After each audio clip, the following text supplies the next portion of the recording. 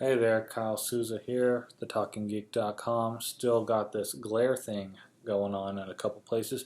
Just pretend I'm in a J.J. Abrams movie and there's sun flares. Alright, time to get serious. Now it's Star Wars. I'm using these Star Wars CCG cards just as props. I want to talk for a minute about Kessel, specifically the Kessel Run. Solo movies coming up, it plays a role. This is Kessel as seen in the expanded universe. Alright, this is actually the moon of Kessel at the bottom. This is the planet Kessel. It's an asteroid-shaped planet, so it's irregularly shaped. That's no longer the case. When we saw Kessel in Star Wars Rebels, we see that it's round, and it's brown, not black. Though a lot has stayed the same. It is a mining planet. That's where they get spices from, so there's spice mines there.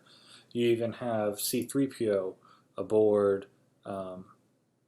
the Tantive 4 in A New Hope, saying that they'll be sent to the spice mines. That's what he's referring to.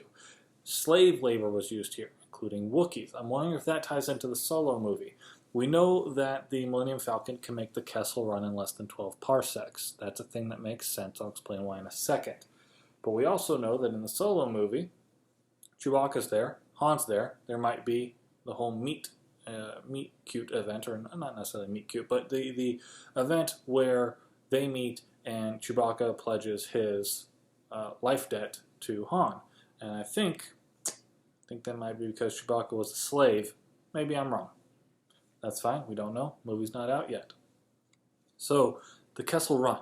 How does making the Kessel Run in less than 12 parsecs make sense if parsecs is a unit of distance, not a unit of time? Well, the Millennium Falcon isn't just a fast ship. It's a very agile ship.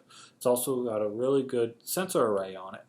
And so the Kessel Run was a route used by smugglers. You had the Kessel trading corridor, or the, I forget exactly what it's called, the Kessel something corridor. And that was a legitimate trade route. Maybe the Kessel Trade Corridor. Anyways, that was a trade route where people would go. They'd get spices. It was controlled by the Empire or by the Hutts, different things at different times, anyway, or different groups at different times, I should say. Anyways, they would go there, they'd get spices, which is basically drugs, and then they would take those elsewhere and sell them. The Kessel Run was the illegal way to get the spices out. So they would go, and so what you would do is you would go around a black hole. You want to avoid black holes. Things get sucked into black holes. They don't come out of black holes. Well, if you could get close enough to it, you could make it a straighter shot. If you're willing to take risks, you could do it in a shorter distance. It also made it faster as far as time's concerned, but it wasn't about time. It was about the distance and about going a way that people didn't expect. So, when you made the Kessel Run in less than 12 parsecs, and I believe the standard was 14 parsecs, that was a big deal. Now, someone who claimed to have beat Han Solo's record is Bo Shek. This guy, he's a nice guy. We actually see Obi-Wan talking to Bo Shek before he approaches Han. Bo Shek has something better to do at the time, so he can't take him on. But Bo Shek, rogue pilot, outlaw starship tech, has secret lab in Mos Eisley. He bragged about beating Han Solo's Kessel Run record. Left French life behind after meeting Obi-Wan Kenobi. Looks like Obi-Wan was a good influence on the guy. But Bo Shek here did beat Han Solo's Kessel Run record, but he did it without any cargo. Well, yeah, if you don't have anything to worry about breaking or weighing you down, though in space, what's weight matter, right? But it does matter for the agility of ships.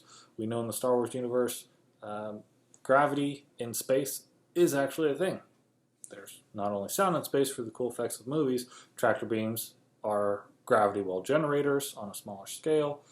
We have just physics are a little bit different there than how we understand them here. At least they're understood differently there than we are here. But Han Solo even did a better job than the 11.5 parsec run when he had Luke Skywalker on board later to help him out with doing it even better. These are Han's lucky dice. Han won the Millennium Falcon from his friend, Lando Calrissian, in a game of Sabacc.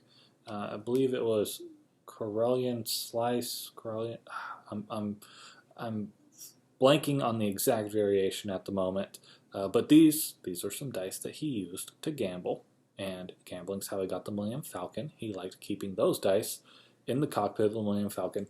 Everybody's like, oh, that's a cool thing in Episode 7. Well, they were there in Episode 4. They were there since the very beginning of the Star Wars saga. Han's dice, a pair of dice dangling above the Millennium Falcon's cockpit for luck. I've never seen anything to make me believe there's one all-powerful force controlling everything. That's what Han says. Hopefully the Solo movie doesn't contradict that. We'll see. Of course, there is the theory that Han himself is force sensitive. You got the whole Han shot first, which in reality Han was the only one who shot, but the last edition of the movies are the official edition. He is able to dodge a blaster bolt from nearly point-blank range where the gun was out of view and then shoot the guy.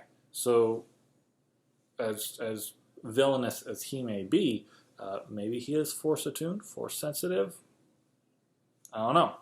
But there's a little bit about Han's dice, Boschek, and Kessel, specifically the Kessel Run.